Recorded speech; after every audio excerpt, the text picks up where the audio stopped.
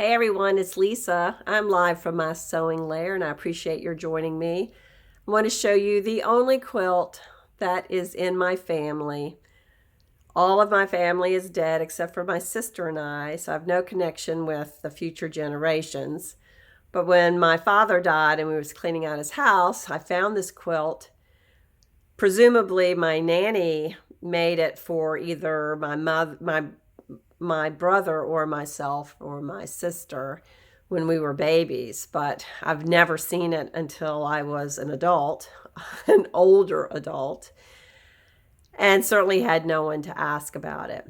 But the point is that it really is quite precious to me. I do not come from a quilting tradition, but my nanny was an expert seamstress.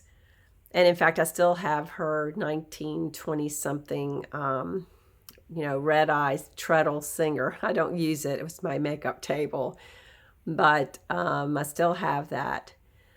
She did some really beautiful things, and even though this is a simple quilt, it's simply a width of fabric cut 1 yard long, and there's about 70 plus bunnies or half bunnies, and she hand stitched around every single one of them. And I'm going to get a little closer into the quilt for those of you who might have an interest. As you can see, all of these bunnies are in various stages of play and dress. This is clearly meant to be a gender-neutral quilt, even though it's in pink. There are male bunnies and female bunnies, little girl and little boy bunnies clearly. And there's also quite a bit of turquoise and yellow. And perhaps this also came in a blue. Who's to know? I certainly don't. But my nanny stitched along and expertly outlined every single one of these bunnies or partial bunnies. The quilt is very worn. In addition to being old, I can tell that it was used. You can see here that the edge is frayed. The back of the quilt, I'm dropping things. The back of the quilt, oddly, whatever backing she used, there wasn't enough backing to go to the edge of the quilt. So it's very uneven, and to compensate for that, she has this small border here, and that's about 1/2 inch, and then looped it over so that it would fully cover the ragged edge. So the edge of the quilt has various stages of layers in it.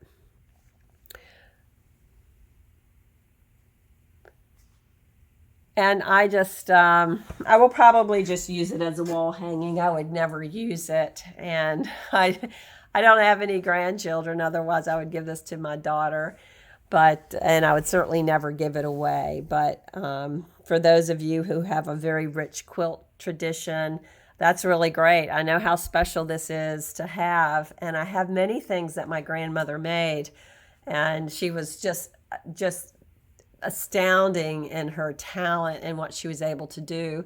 And that's not unlike, many women from that generation. And she was an immigrant. And in fact, her father in Turkey, we're Armenian. She lived in Turkey and fled the genocide, coming to this country in 1920. But her father was a tailor, and I'll tell you how he died. He died by swallowing a pin because he had pins in, his teeth, as many of us do. We use our teeth as our third hand. So every time I put a needle in my teeth, I think of him and I promptly take it out. So anyway, perhaps sewing is in my blood. I am probably a third-rate hack compared to any of them, but it is something that I have come to really enjoy, particularly now that I have a little bit more time and my life isn't quite as stressful as it used to be. So anyway, if any of you have seen this fabric before, I hope that you'll let me know. And as always, I appreciate your taking time out to join me, and I hope that you're working on something that brings you joy.